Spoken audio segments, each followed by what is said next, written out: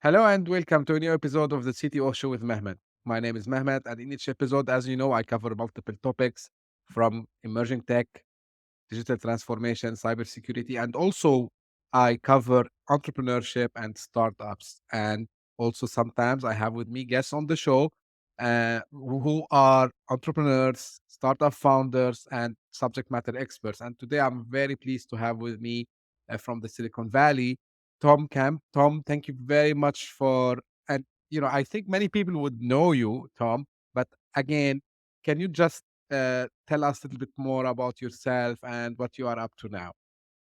Well, first of all, thank you for having me on. It's a great pleasure to be on.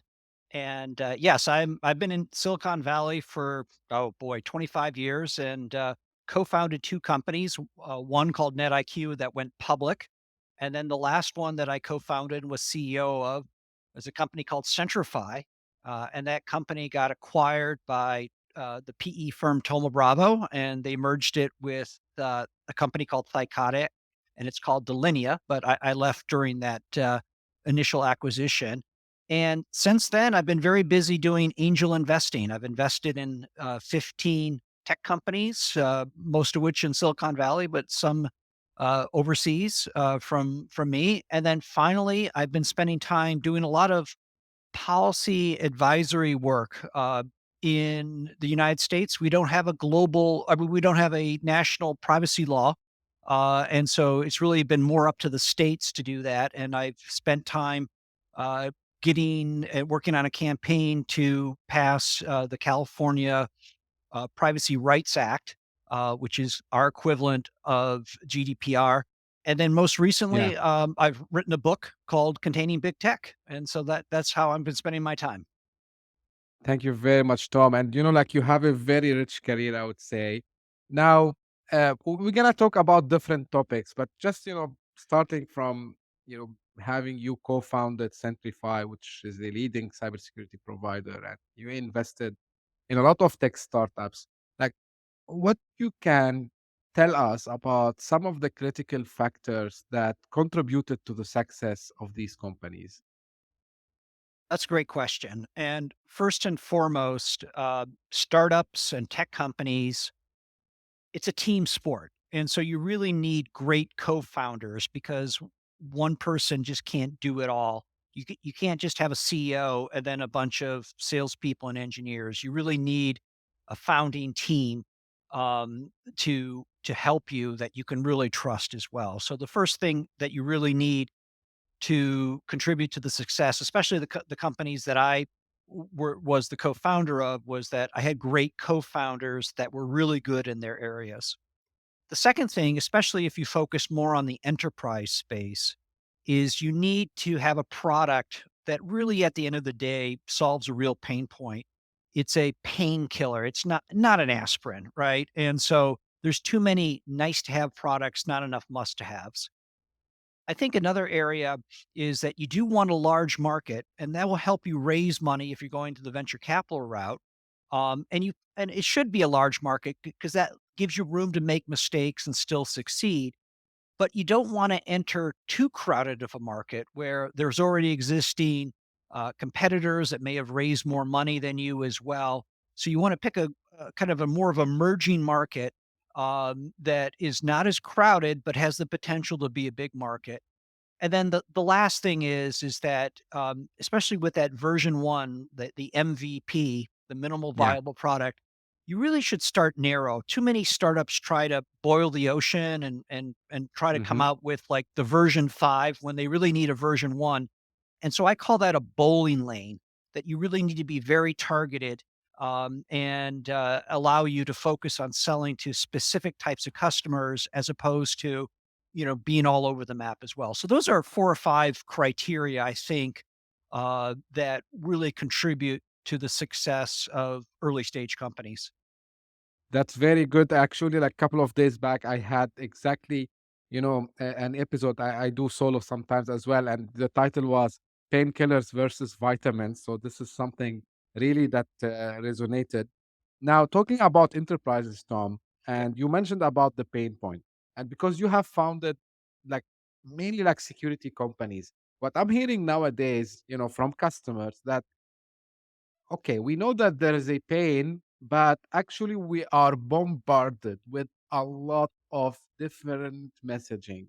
So the challenge that we are seeing today in the enterprise, especially in the cybersecurity space, is how really to quantify that pain. Because at the end of the day, if like we cannot see some numbers next to the problem, it's a challenge. What do you think about this topic?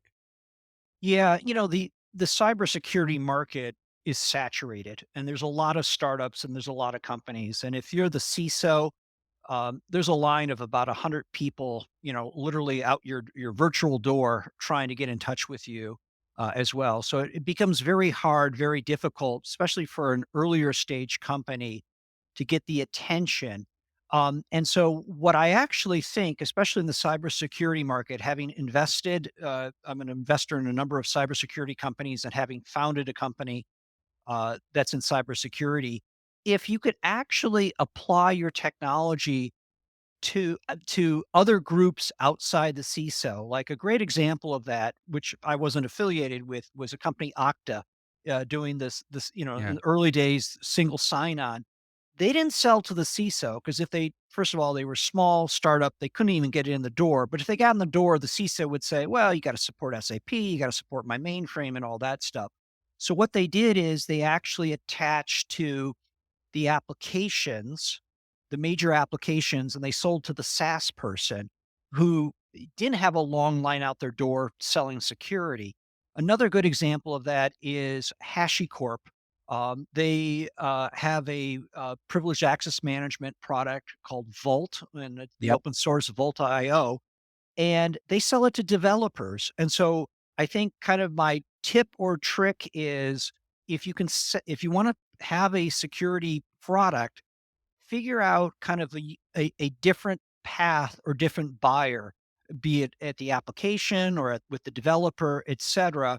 Because otherwise, you're going to be number 88 in the queue outside the CISO's office as well. And he only has time for the top 10 as well. So that would be my big advice is try to find a unique go to market where you can attach yourself to a pool of money that resides outside the CISO, who's already baked in his budget for the year Right. already.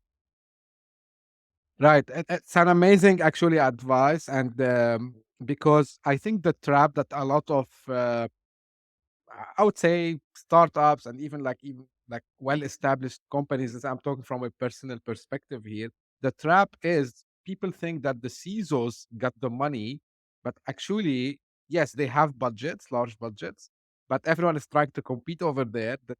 The better idea would be, okay, let's try to find budget from someone else, as you mentioned. This is really very helpful, I would say, Tom. Now, with your you have extensive experience, you founded again a lot of companies in the tech. What are some of the key trends that you believe are shaping or might shape the future of technology and startups in the next, like, let's say, 5 years? Well, clearly, and this is everyone's answer, is AI. And and so I mean, there's a lot of attention on AI regarding, generative AI, Chat GPT, Bard from Google, et cetera. Like, I ask it a question and it comes out with a couple paragraphs or images, text to images, et cetera. But the core of AI is really focused on automated decision making, and really helping to improve that as well. And so I think across the board, that AI is going to be applied to security. For example, I invested in a company in Palo Alto, here in Silicon Valley, called Uno AI, that's applying AI to logs and data and trying to do a better job of correlating that together. Okay, so we understand that, but there's another company I invested in called Quest AI. They actually have a product that you can draw on like a piece of paper, or like Yeah. within Figma, you can actually draw like this is what my user interface looks like, and it generates the code for the front end. And then finally, I think AI also offers um, the needs and requirements to apply risk and governance to the Hmm. actual AI systems. And I've actually invested in a company called Holistic AI. They're based in the UK that does that as well. So I'm putting my money where my mouth is. I do believe in AI, right? And I Yeah, do believe that AI can apply to security, to application development, to governance and risk management. But then the other areas, in terms of key trends, all revolve around data, right? And so I mentioned California has the California Privacy Rights Act that upgraded the CCPA. Europe has GDPR. There's more laws coming on board. Europe is even considering the AI Act. It's only gonna snowball. So much like cybersecurity really got kickstarted with the rollout of the payment card industry data security standard, which kind of was a stick to get people to buy. And then you also had Graham Leach Bliley and you had HIPAA, et yeah, cetera. I think the growth in privacy laws are going to cause the need for people to invest more in privacy tech. And again, by putting my money where my mouth is, I have investments in companies like SecuV AI, Privacy Code, Preveni, et cetera. Then there's another aspect of data, which is, and there was just a decision by the EU against Meta, the owners of Face or the new name of Facebook, hmm, involving data sovereignty, right? And I really think what's going to happen from a geopolitical perspective, there's going to be the need for federation of data, right? And I really think that to address regulations, that data federation, splitting data across, and again, there's an investment that I have in a company called Astran. They're actually based in France. And then finally, doing more in geospatial. hmm, We all know that there's Google Maps that has Street View. We all know that there's, uh, you know, you can look at satellite data, et cetera. But what about the health of roads and railways and shipping lanes, et cetera? I mean, so I think there's more, correlation of the health of the infrastructure. Obviously, if you look at pictures from Ukraine, that whatever happens with that war, I'm not going to get political with this, but there's going to be a need for a massive right. rebuilding. And so, where do you prioritize, et cetera? And there's an interesting company in Estonia called IV Technology, EYEVI Technology, that actually kind of looks at the health of roads and applies AI and allows you to prioritize. And I'm also an investor in that company. And even like just using spatial information, geolocation to improve and optimize transportation. I think there's a lot more that can be done. And there's a company in San Francisco called Enroute that I'm invested in. So I do have theses. I have thesis around AI. I have a thesis Hmm. around privacy. I have a thesis around data federation and geo data and it extending its use. And so to me, um, as I look at the crystal ball of some of where the technology is going, those are the areas that I think are going to be really interesting. And I'm personally investing in these companies because I do see some big opportunities. And the last thing I'll say is that there's actually this stick of regulation for a lot of these things that will actually drive. Yeah. Because otherwise, things are nice to have. But then if you actually have someone in an organization that has to sign off on something, then they're like, "Oh, we actually have to buy it." And that shifts you from that vitamin to the painkiller, kinda going back to your initial question as well. Right. Actually, when I start to see recent, and even I had one guest who has a company in Poland for like satellite image. They provide like kind of APIs. At the beginning, like I didn't understand it, but then when I start to see the use case, oh, this makes sense. And actually, yeah, as you said, it can become a painkiller. Now, you mentioned in the trends, Tom, AI and cybersecurity. Now, given your experience and expertise, in I would say both, like how do you see AI will be playing a better role in enhancing the cybersecurity strategies and solutions in the coming years?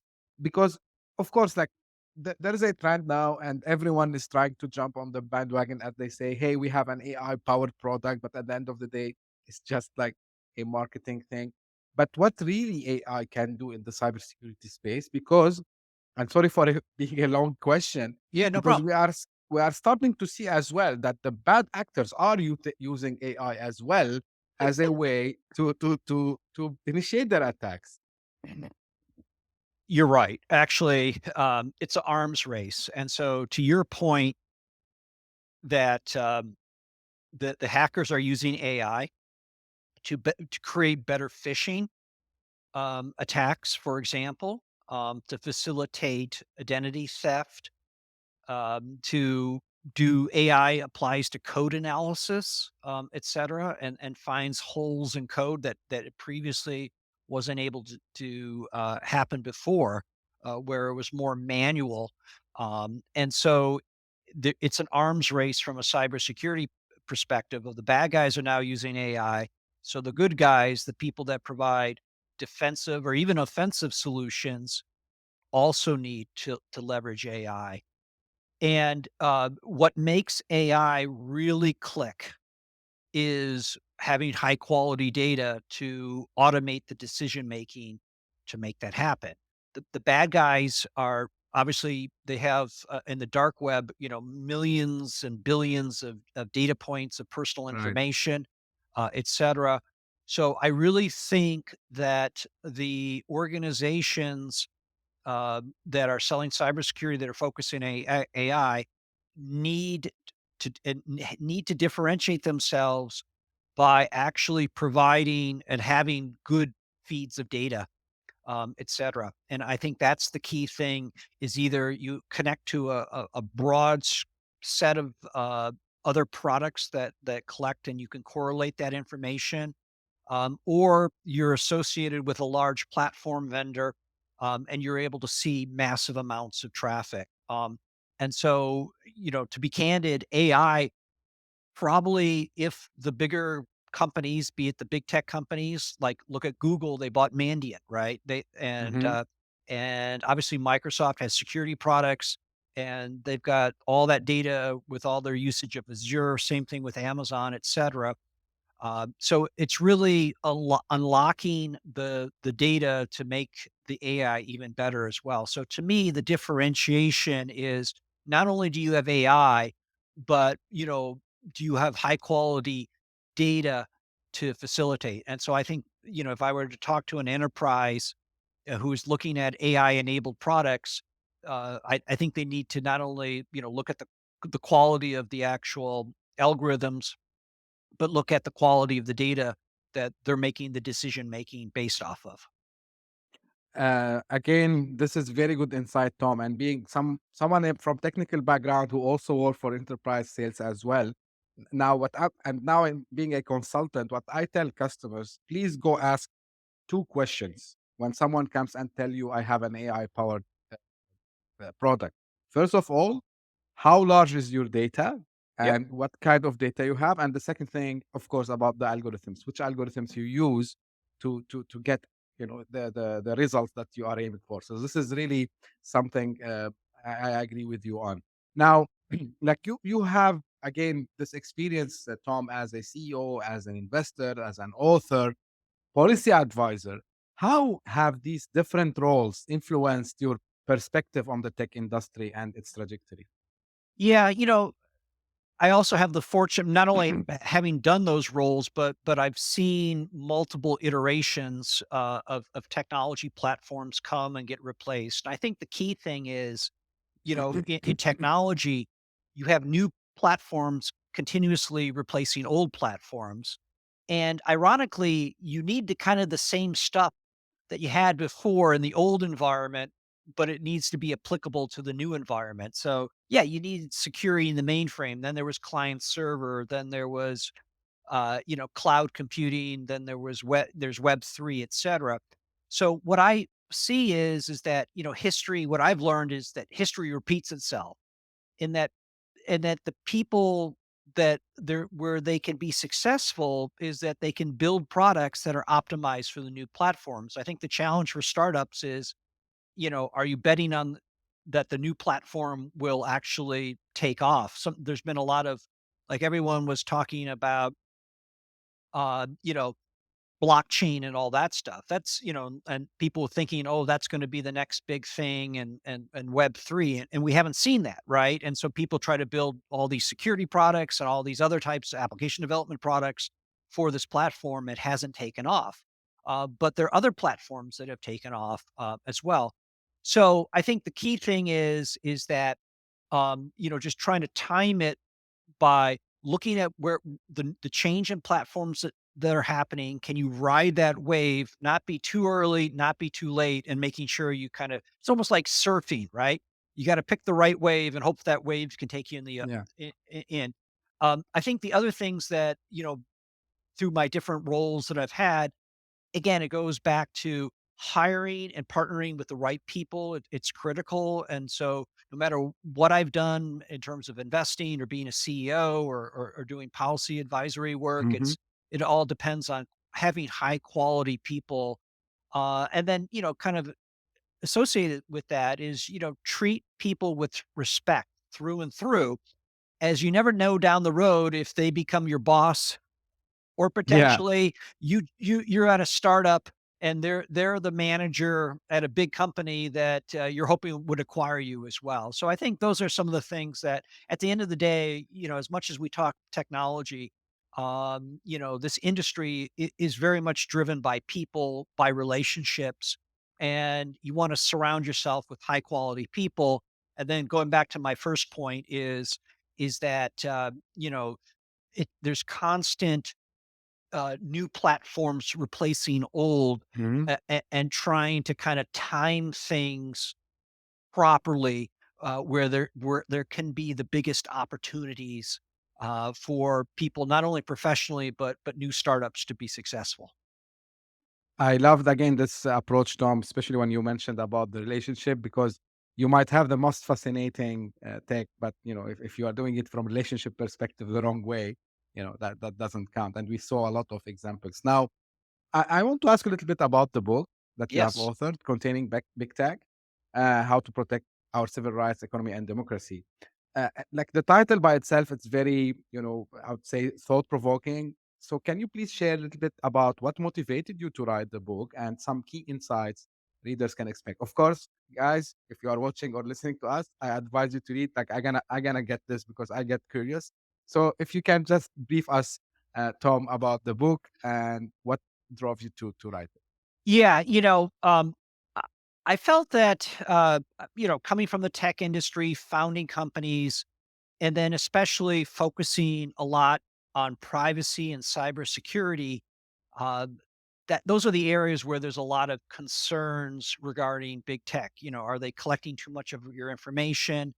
Do they have too much information that can be weaponized against you that could lead, for example, to identity theft, et cetera? So I felt that I had, good practical domain knowledge in this area.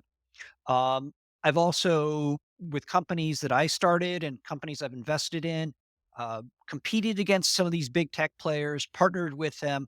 So I think I had a kind of unique perspective there. And then what I found was that, most of the books looking at big tech were tend to be written more by very good books, but they tend to be written more by academics as opposed to someone in the industry that kind of lives and breathes the stuff like you and I do as well. At the same time, there's been some significant changes that have been happening, and we've been talking about AI. And actually, I feel very fortunate that when I wrote this book last year in 2020, I started in the early part of 2022. I said AI is going to be where it's at, right? And so the Yeah. nice thing is, I wrote all this stuff about it and thought it through. And then after I submitted the book to the publisher, and it's going to be available in August of 2023, but it's available right now for pre-ordering if you're listening to this before August, that there's been an explosion of announcements that Microsoft has invested in OpenAI. AI. Bard has come out with, I mean, sorry, Google's come out with Bard. Microsoft's integrating, Chat GPT into Big. the Bing, et cetera.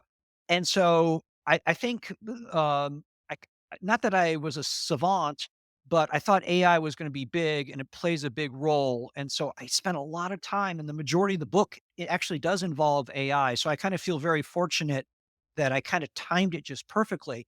There have been other changes, more from a political perspective, and civil rights perspective in the U.S. The Dobbs decision replaced Roe v. Wade, and so now some of the data that big tech companies collect can be used against people, right? At least in the United States, right here.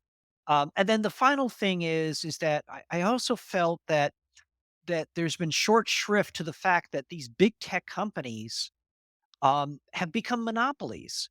And Mhm. the monopolies, um, you know, actually can have a significant impact on these future technologies. So, what do you need with AI? You need a lot of computing power and you need a lot of data. Well, who has the computing power?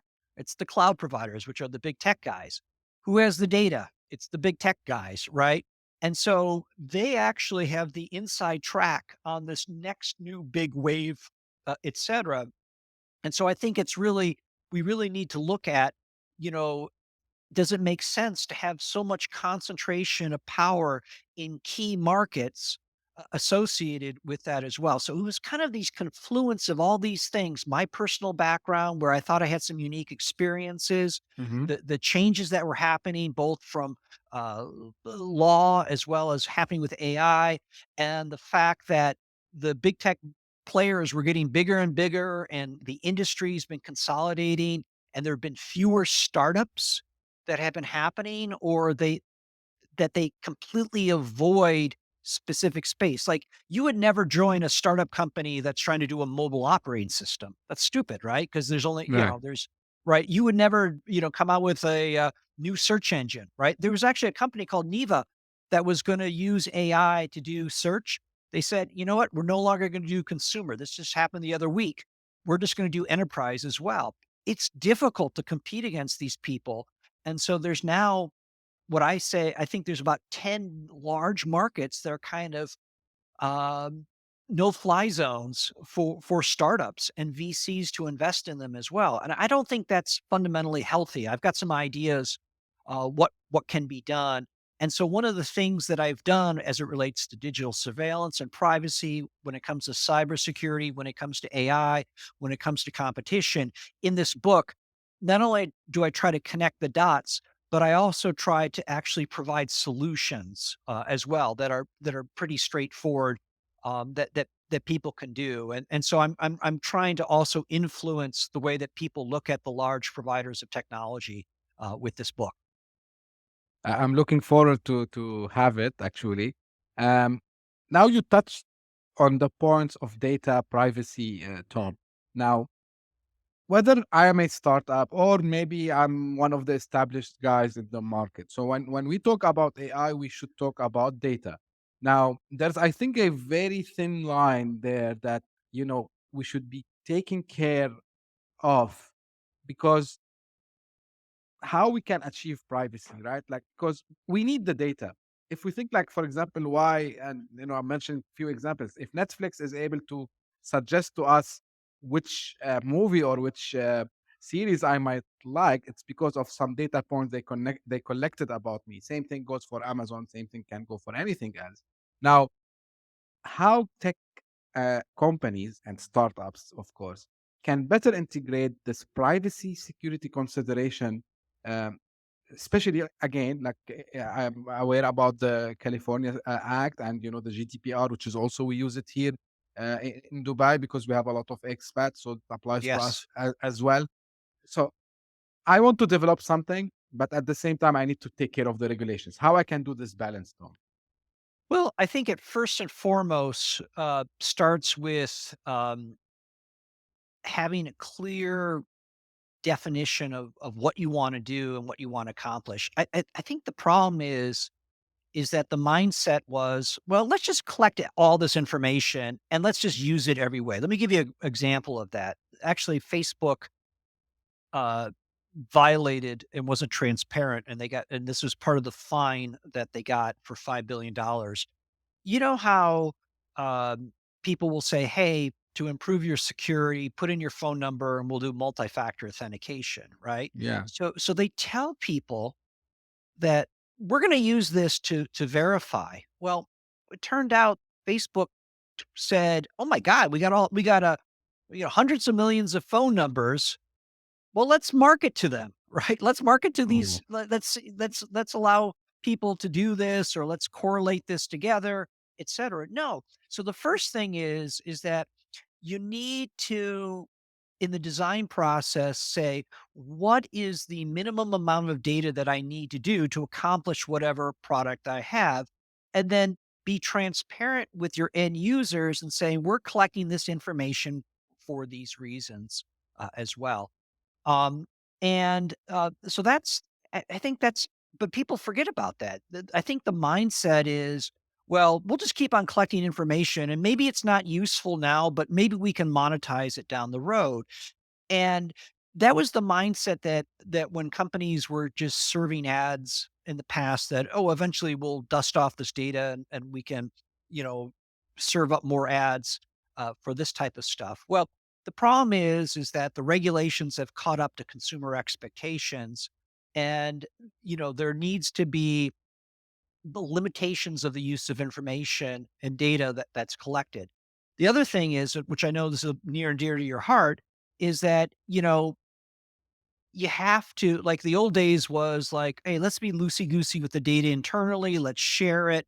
As Facebook said, go fast, break things, etc. But with people's data that you're storing, if there is a breach, if you're a startup and you get breached, then no matter how much VC money you raised and all these awards Hmm. you won and all that stuff, that can kill you, right? Because every competitor is going to go in and say, oh, well, you got breached as well. So I really think that there needs to be kind of a shift left of the privacy and cybersecurity concerns and baking them more into the development process and into the product design. I think that's where it really, needs to start. So that's my suggestion right there, which is don't think of cybersecurity, don't think of privacy as something you add at the end. It's something that you need to bake in as well. Yeah, like because and unfortunately, I would say, Tom, at least I'm talking about in the part of the world where I am. I see Yes. that this is people are still doing the same mistake. Let's get the tech done. Let's get things up and running, and then we will think about cybersecurity later. I'm not. I hope that this will change, but I'm seeing like looking at cybersecurity and specifically about the privacy issues. Okay, when it happens, let's deal with it. So far, we are good. So they are delaying actually the problem, which it's like a time bomb. I call it. You don't know when it's Yeah. gonna explode in your face. Now, again, like related to this, before I shift to the startup and the other discussions I want to have. Um, like, what are the most challenging policy issues that you have faced in your role as policy advisor, and how did you navigate that? Yeah. It's funny because probably a lot of your audience and you and me, we can sit down in a conference room or over Zoom, etc. And in the end, we can probably agree like, hey, this is the stuff that needs to be done. But policy uh, will eventually, need to be run through the political system, the political environments, and politics is a rough and tumble sport, right? There are special interests that don't want change, as change introduces risk to the incumbent providers. In the United States, we have not passed a major privacy law since HIPAA, 1996. There hasn't been, Wow. I mean, and it's so difficult to make changes. So HIPAA, Graham Leach Bliley, et cetera, are all pre-iPhone, they're pre-Google, they're pre-Meta, right? And now we have a situation, at least in the United States, where the apps that we use have a lot of our sensitive health information. We got the watches, we've got other things that are tracking our personal stuff. Maybe if someone has an illness, they're entering into the app, how they're feeling, or Yeah. et cetera. In the United States, that's not covered because it's a healthcare app. It's not a covered what it's known as a covered entity, which takes electronic payments, right? Like a hospital or insurance company, et cetera. And you would think like, oh yeah, we need to extend, these same rights that we have for covered entities to mobile devices that do health information and also healthcare apps. It hasn't happened because there's a reluctance to do that as well. So what I'm finding is you really need to build a coalition of organizations and groups to get politicians to support things. And so you really need to attach policy to real world kitchen table problems.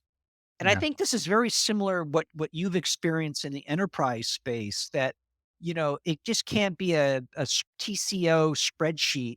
It's got to map to how does the make the business better and how is it strategic? And the same thing applies in policy. You got to make it strategic that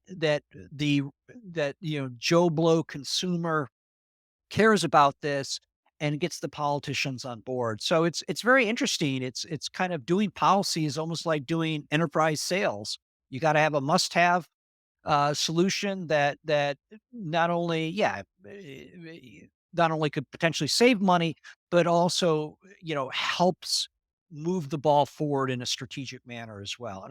And I think that's one thing that I've learned that uh, is that you just like in sales, you got to make it appeal, and you got to make it to like solve a real pain point. You just can't be you can't be in the vitamin business. Yeah, that's like that resonated because I was one back in the days sitting on the other side also, like I was on the client side, and Yeah, I think yeah, like the way if we put it in as you explained, a strategic way, and what it will add to the business, I think we will save a lot of time, and it will save efforts from the people because at least we know exactly why we are doing it. It's not like just because someone asked us to, hey, I need a policy for accessing equipment or so on. Like yeah, as simple as this. So it always makes sense.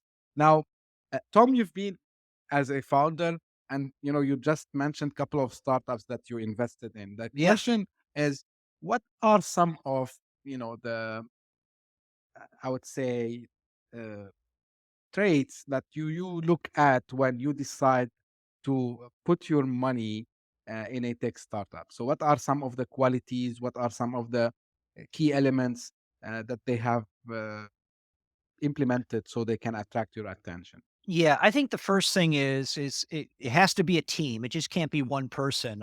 Sometimes I'm approached by entrepreneurs and it's just them and they're like, "Oh, can you be an angel investor? I want to raise $1 million. Can you put some money into it? And I'm going to get some other people." And I'm like, "Well, what if you get hit by a bus? Then the money disappears because it's just you, right?" And so it needs to be a team, right? And if you as an entrepreneur cannot attract another person to do this journey, how the heck are you going to be able to convince customers, right?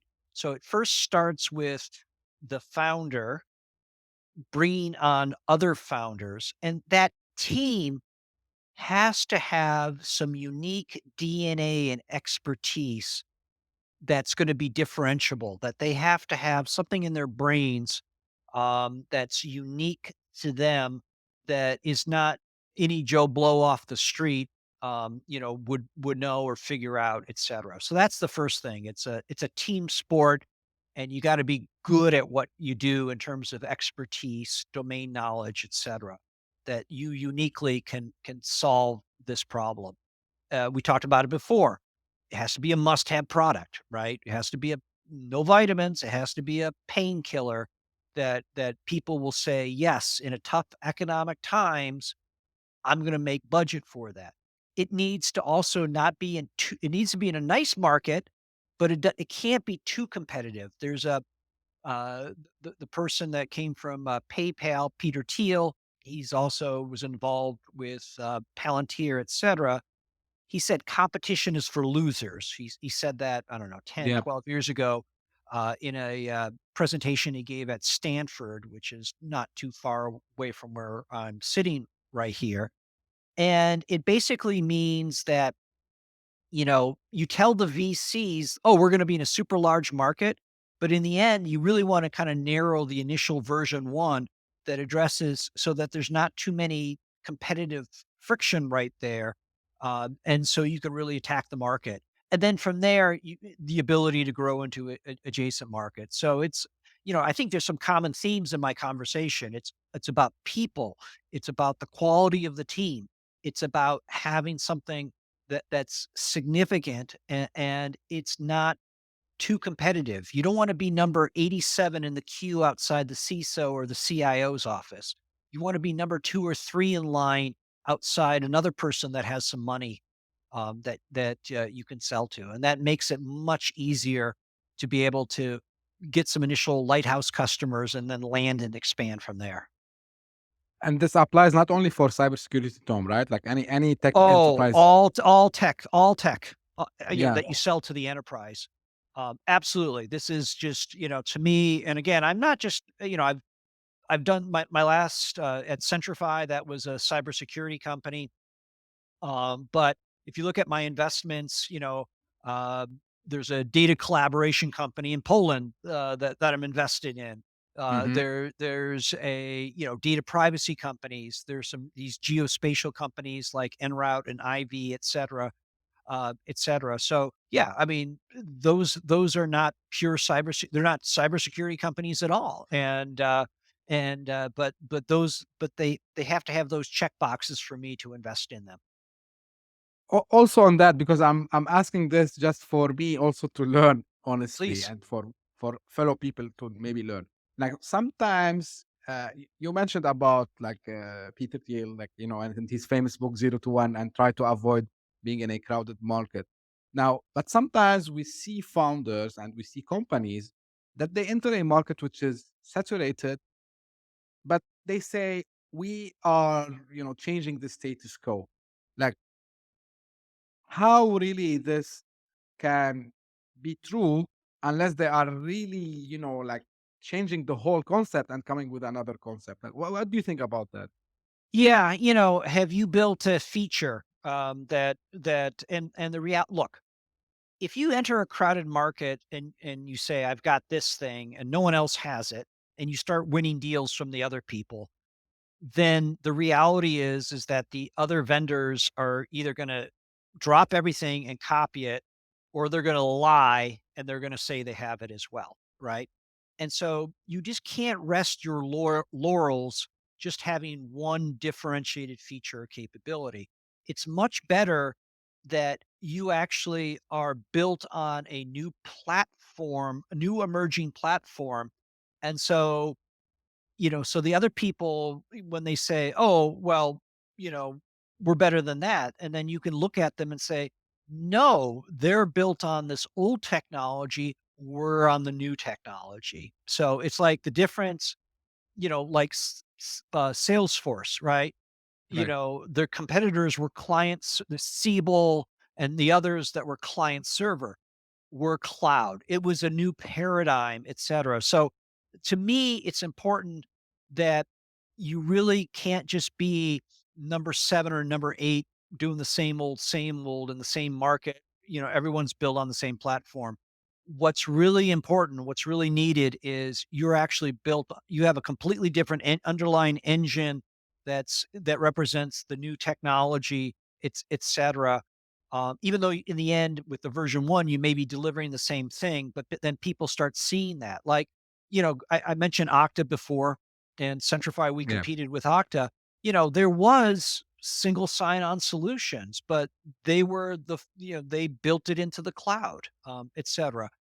Same thing, like a big differentiator for some tech companies is that they're open source and they get the benefits of open source as opposed to being a closed model as well. And so those are kind of the bigger things, like that's old technology, this is new, or it's a different business model or underlying development platform, open source versus closed, et cetera. Those are the big things that actually in the end will make the difference as opposed to, yeah, we're built on the same, but we have feature X and no one else has it. Trust me, within a year that differentiation is going to disappear, or it's going to be so blurred in the buyer's mind that you really need to, it's like the difference between, a test you're going in and you have a Tesla that's an EV, and then you got gas powered, you're being compared to gas powered cars, right? It's got to be like that. Like it's a spot on. That's what I would tell you, Tom. This is exactly the answer I wanted to hear from you because sometimes, again, from a consultant perspective, now I'm not tied to any vendor, but I get irritated sometimes, like by messages, like yeah, we have revolutionized, this, but actually, yeah, you added a feature, and the other guys, as you said, and I liked it. They will either lie and they will say yes, we have it, or they will bring something similar to it in a very future. Yeah, Final question, and please. before we close with Tom, and it's a bit about you actually, because again, when I was preparing um, for this episode, I've seen like you have studied both computer science and history at the University of Michigan. How do these two areas intersect in your work, and what lessons from history do you think are applicable to the tech industry today? Well, I'm going to paraphrase, but Steve Jobs at the launch of the iPad, I believe it was actually the iPad 2. And this is kind of a famous quote. And so, again, I'm going to try to paraphrase that. But he said something to the effect of technology alone or by itself is not enough. It's technology married with the liberal arts Yeah, that yields results that make our hearts sing. And so to me, and again, I know a lot of your because it's the CTO show, and you obviously are dealing with technical people that are in the enterprise, that are in the B2B world. Maybe they offer some B2C, but at the end of the day, the vast majority of actual end users of software products or cloud products, et cetera, are not the super techie scientists or CTOs, right? There's only like one CTO in an organization, right? And but the rest of the users are not computer scientists. They're just regular humans, right? And I think it's good to have kind of that liberal arts influence in terms of um, you know kind of knowing that you can't just, you can't throw bits and bytes or whatever, that the most successful, products, a lot of the majority of the successful products, have a end user experience. And nowadays, because we're so spoiled with the beauty of the mobile experience that we get with iPhones and Androids, et cetera, that's the expectation that people have, that it should be a single click, et cetera. And so I think, with my background of doing both computer science and history, it just gives me a better appreciation that, you kind of need to, right brain, left brain, you kind of need to marry the two, as to paraphrase Steve Jobs.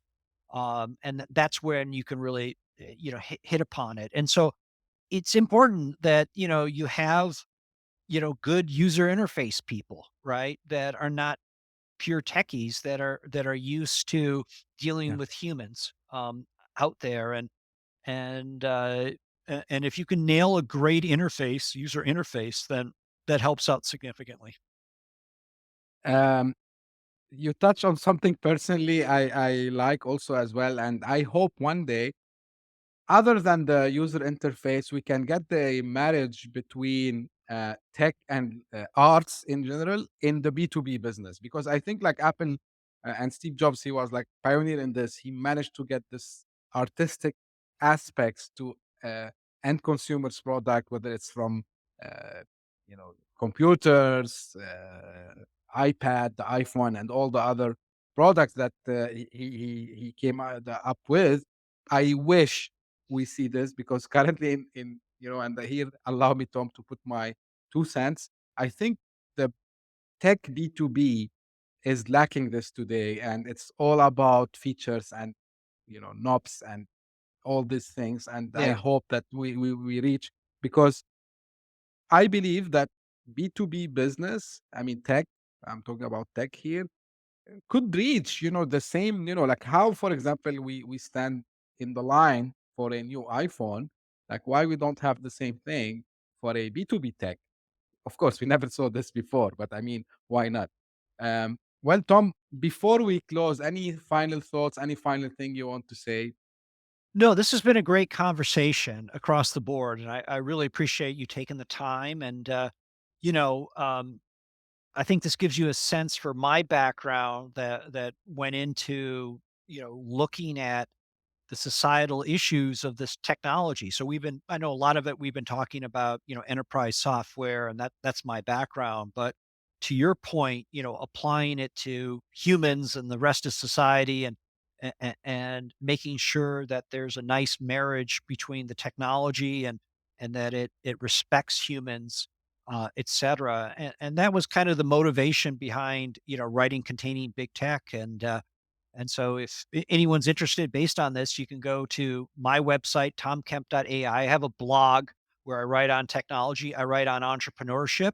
Hmm. And then also, if you go to containingbigtech.com, then they'll take you right to Amazon, where you can, order as well. And so, yeah, I mean, I think I've been trying to take my technology and my enterprise focus and say, hey, how can we, make society better, and make sure that our civil rights are protected, right? And I Yep. think that's really key, because as you know, that with all this data about us, that it's not just about serving ads, that identity theft can happen, Right. bad things can happen, and so we do need the appropriate cybersecurity, we need the privacy, et cetera, to ensure that we don't become victims of having our identity stolen, et cetera. Yeah, great. By the way, I will put, the website you mentioned, Tom. I will put it in the description of the episode, whether for anyone who's watching this now on YouTube, or you will be listening on your favorite podcasting platform. I will make sure that also the link is there. And again, just final thing from me before I close. The main reason I decided to start this podcast, and I call it the CTO, I know that many people will think, oh, it's very techy. It's not. Yeah, we cover technology, we talk about, the impact of technology, but main reason or motivation for me for starting this podcast is to do this, as you mentioned, this marriage between, the technology, the business, the people, because at Yeah. the end of the day, it's all about the people for us. I enjoyed the discussion a lot with you, Tom. Like you have, a lot of experience, and I'm sure like people who will be watching or will be listening will enjoy also as well.